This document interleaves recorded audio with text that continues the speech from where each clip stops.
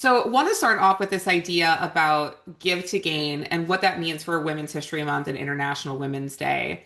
And the truth is give to gain and this idea of a theme isn't about transaction. It's not about earning something. This is really about a philosophy of servant leadership and the idea that when women give generously of our voice, our time, our treasure, our validation and encouragement, that we collectively gain more opportunities, we gain more access and more power. So, the best way to describe this in practice is actually to segue into introducing you all to someone who is very near and dear to my heart and truly embodies the sense of what it means to give to gain. So, please allow me to introduce the one and only Miss Courtney Stanley. Courtney is an award-winning speaker, entrepreneur, global sensation, executive presence coach, and the host of the award-winning Dare to Interrupt podcast. And if you haven't gotten your latest issue of Meetings Today, our newest cover girl. Courtney amplifies everything she touches, the unfiltered stories of influential women across the events and hospitality industry. Courtney challenges the status quo by helping leaders embrace vulnerability, develop deeper self awareness, and lead with authenticity and courage.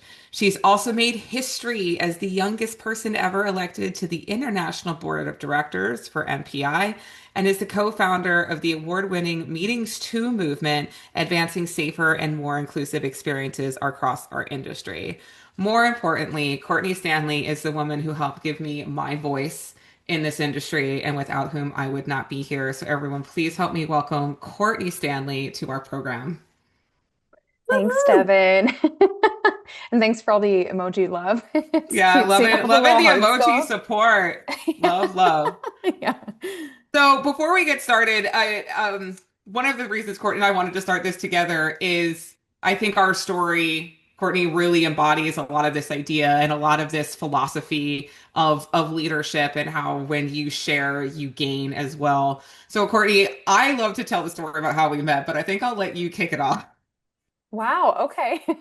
Sounds good. I know. I feel like you're always the one to share our origin story. I Well, know. thank you for the kind words and the introduction. I really believe in servant leadership. I actually was a leadership studies minor in university, and we learned about all different styles of leadership and, which ones were the most effective and had different outcomes. And I really am a firm believer that servant leadership is so incredibly impactful, and it really does embody the whole give to gain concept and theme around this year's International Women's Day. So I think the way that Devin and I first connected really does help to tell that story.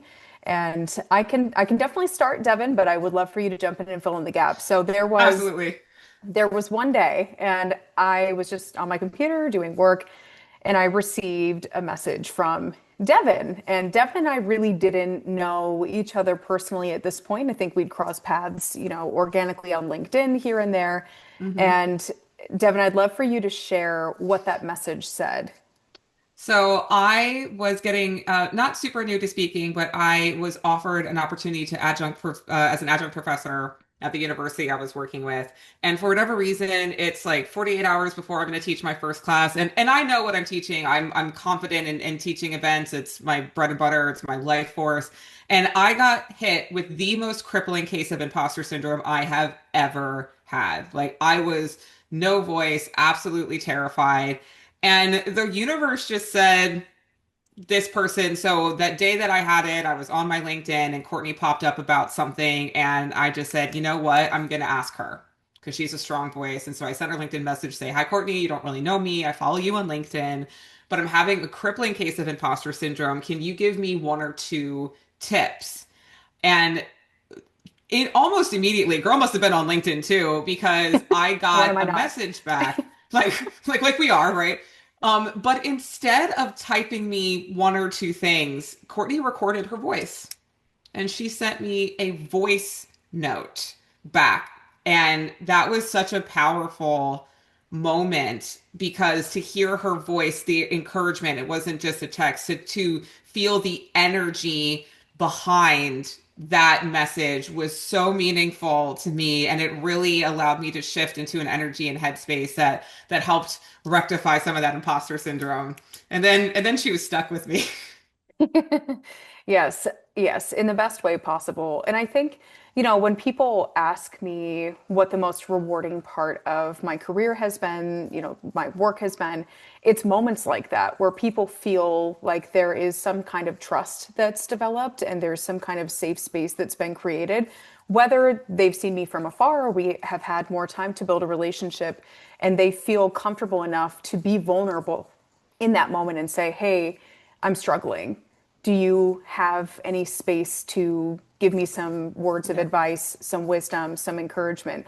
Those are the moments that I think this give to gain theme really supports. It's Hmm. putting everything that you can on the table in an effort to support other people and then having it come back and recognizing that people see you as a space to be able to be themselves and to be vulnerable. And really, it was the beginning of a beautiful relationship between Devin and I. And lo and behold, I ended up being Devin's speaker coach and Hmm. have been incredibly honored to be able to walk side by side with her as she has become a business owner, an entrepreneur, a full-time MC, a speaker, taking the stage as a keynote and all of these incredible moments. And it's been amazing. And it all started because Devin had the courage to reach out and be vulnerable and ask for help. And want to echo Courtney. Her voice was always so strong and is strong. And if you don't know Courtney well, I highly recommend to dive a little deeper into her excellence and expertise. But the coaching wasn't just about business. The coaching was a little bit deeper. The coaching was an opportunity to know myself better. And because of Courtney, I actually didn't know how people perceived me in my family, in the industry. And one of the things that was so eye-opening is Courtney helping me see that I had more power than I ever believed I did, and to build this foundation. So to finish the story, a lot of you know that I wear red somewhat often, and that's all because of Courtney.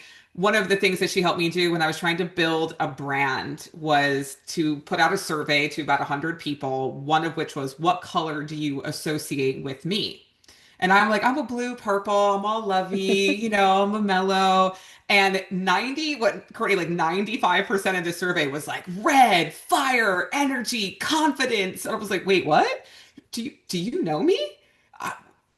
Absolutely shocked to see that people thought I had presence, that people were felt that I was confident in this powerful person. And that really yielded into making red a brand color to show up with presence and confidence, to feel that I could be myself, but that self has a voice and can be strong and confident in it. So it really became a beautiful foundation to now how I'm perceived. And there was a joke, someone's like, oh, there's that lady in red again. And it stuck a little bit. So I lead into it, and I wear that bold color as a reminder to show up in your confidence. Courtney, I know you're going to share with us for the next couple of minutes a little bit more about that, but I would be remiss if I didn't say a sincere thanks for being strong for you, to give me a voice, to make space for that, to pave the way towards multiple awards that I never would have won without the voice. So, a Women to Watch, a trendsetter, an award-winning speaker, Eventex Top 100, all of that because you trusted my vulnerability and you gave me a foundation to stand up. So, on that note, Courtney, please share some more of your leadership with us so we can continue to learn. Thanks, Devin. And I want to also just respond to what you said there. You always had a voice. And I think, I never gave you your voice. You always had a voice. And I think what's so interesting about this perception survey that you did, where 95% of the feedback that came from the people that you've mingled with over the years saw you in a certain way, gave you permission to show up the way that you were already showing up. It's just those mental blocks that get in our way of using our voice and of wearing the bold color and of saying the thing and of taking the stage. And so you had it in you all along, sister. I just was the lucky one that got to be able to take the blinders off. It was awesome. And like I said, now you're stuck with me. Yeah. It's a good thing. It's definitely a good thing. Well, I want to again thank you all for being here so much today. And I've got a few minutes with you, and we're talking about different themes today. And for me, the the importance of really knowing your voice and owning your voice and using your voice is something that is incredibly and deeply personal to me and has been, a very vital theme throughout my life, in my personal life, in my career. And so that's what I'm going to talk to you about today. And I really want to start with the truth that took me many seasons and chapters of life to fully understand.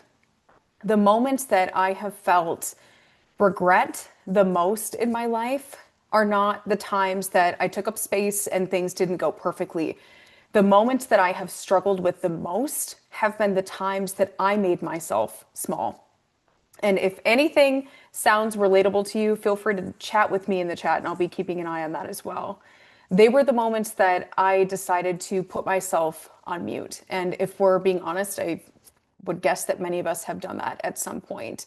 We stayed quiet in a meeting when we had a really, really good idea. We let somebody cross a boundary that we knew mattered to us. We held back an opinion, our story, our perspective, because we weren't sure of how it would land. But here's the thing, speaking up, taking up space, being yourself is at the root of all change, internal change and external change. Every movement, every breakthrough, every moment where something finally shifts for the better, somebody decided to use their voice. And yet, for many of us, especially women, taking up space and using our voices can feel incredibly hard. And there are valid reasons for that. And a lot of it starts in our childhood.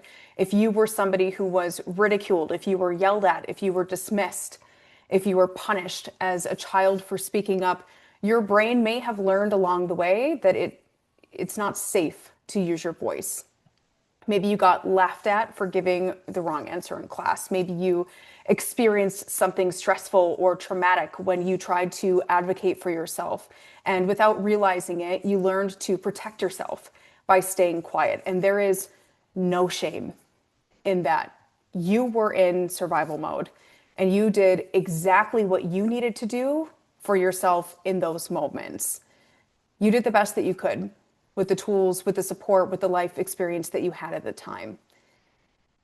And then there are societal expectations. Women are often taught two conflicting things at the same time. It could be, yes, speak up, we want to hear your voice, but at the same time, don't be too loud. Yes, we want you to have an opinion. Your opinion is welcome here, but don't make waves. Absolutely. We want to see you as a confident version of yourself, but don't be difficult. Don't be too aggressive or assertive, and definitely don't be a bitch. So we learn to make ourselves smaller in order to fit into the spaces around us and to be accepted by our peers. And then there's the fear of consequences, because sometimes there are consequences. Speaking up can change dynamics, it can change the status quo. Sometimes it opens doors and sometimes it closes them. And then there's the very real human fear of what other people might think. Will they still like me? Will I still fit in? Will I be seen as a problem? Will I be punished for making waves? Our brains don't actually distinguish very much between emotional danger and physical danger. So when we feel a social threat, the possibility of rejection or exclusion, our nervous system goes straight into fight or flight. Your heart races, your mind spins, and suddenly staying silent feels like it may be the safest option. When we stay silent, in those moments, something else happens. It's something called cognitive dissonance, and that is the uncomfortable tension when our values say one thing and our actions say another. When we know we should say something, but we don't. And over time, that tension that we experience doesn't disappear. We internalize it. We swallow our voice. And it shows up as frustration, as resentment, and as anxiety. Because every time we silence ourselves, we chip away at our own sense of self worth. So I want to pause for just a second here and I want to invite you into a reflection. I want you to just take a breath, take a nice deep breath in, let it out. This was a lot to take in for a couple of minutes. If you're comfortable, just close your eyes for a quick second. I want you to think about a time when you didn't speak up, even though something inside of you told you that you wanted to or you needed to. And I want you to try to recall that moment. What happened? Maybe somebody crossed a boundary. Maybe you had something that felt really important for you to say. Imagine that moment again. How did it feel in your body? What's your body trying to tell you? I want you to open your eyes, and if you're willing, I'd love for you to drop just one word in the chat. How did that moment feel? What was your body trying to tell you? Was it frustrating? Was it heavy? Was it regretful? Was it uncomfortable? I'm seeing anger. Stephanie says run. That's a whole story in itself. Paralyzing, shaking.